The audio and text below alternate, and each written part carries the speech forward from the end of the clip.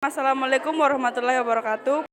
Perkenalkan, saya Usnul Khotimah AM dengan NIM 240608501015. Dan saya Ule Kartika dengan NIM 240608501017.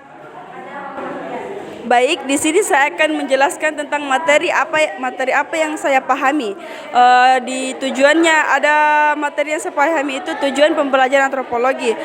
Pada poin pertama ada menggali pemahaman tentang manusia. Di sini di mana mahasiswa itu atau peserta didik disuruh untuk memahami manusia dari berbagai aspek, baik itu sebagai makhluk sosial maupun makhluk sosial budaya maupun makhluk biologis. Kemudian ada di materi yang saya pahami itu di manfaat pembelajaran antropologi. Pada poin pertama yaitu meningkatkan kemampuan berkomunikasi antar budaya, di mana mahasiswa wajib dan harus berkomunikasi dengan masyarakat untuk mengetahui latar belakang antar budaya yang ada di masyarakat tersebut. Jadi mahasiswa itu tidak hanya satu budaya yang dipahami atau diteliti, banyak sekali budaya yang ada di Indonesia khususnya. Jadi mahasiswa itu tidak hanya satu penelitian yang harus diketahui, tetapi banyak juga yang harus diteliti, baik itu dari adat istiadat maupun budaya yang ada di suatu tempat atau masyarakat tersebut. Kemudian ada ruang lingkup antropologi, di mana antropologi budaya atau kultur antropolog, yaitu istilah yang sering digunakan untuk berupa kajian yang lebih sempit, yang berfokus hanya pada adat istiadat manusia, yaitu kajian yang berupa adat istiadat di masyarakat. Mungkin hanya itu. Terima kasih. Wassalamualaikum warahmatullahi wabarakatuh. Jadi ada beberapa materi yang saya pahami, yaitu yang pertama pengertian pembelajaran antropologi.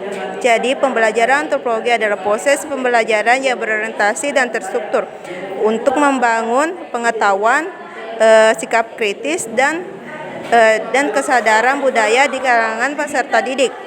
Yang kedua itu yaitu karakteristik. Ada beberapa karakteristik. Yang pertama itu holistik. Holistik itu mempelajari tentang manusia dengan berbagai aspek seperti aspek biologis dan budaya. Yang kedua itu interdisipliner, yaitu mempelajari tentang berbagai bidang, menggabungkan beberapa bidang seperti menggabungkan bidang biologi dan linguistik. Yang ketiga itu empiris. Empiris itu berdasarkan data dan penelitian nyata. Yang keempat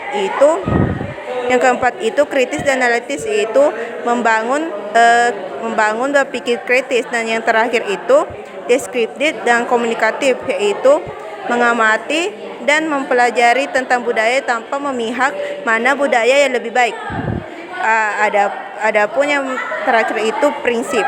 Prinsip itu ada beberapa macam, yaitu seperti menghargai kebudayaan, seperti menyadari prioritas budaya. Yang kedua itu berorientasi pada masyarakat, yaitu menempatkan manusia sebagai makhluk yang bermartabat. Yang ketiga itu objektif dan memihak. Itu artinya itu menjelaskan budaya secara fair. Yang terakhir, yang keempat itu transformatif, yaitu berfokus pada perubahan sikap dan pola pikir. Dan yang terakhir itu kontekstual, yaitu berdasarkan dari kehidupan nyata. Sekian dari saya. Assalamualaikum warahmatullahi wabarakatuh.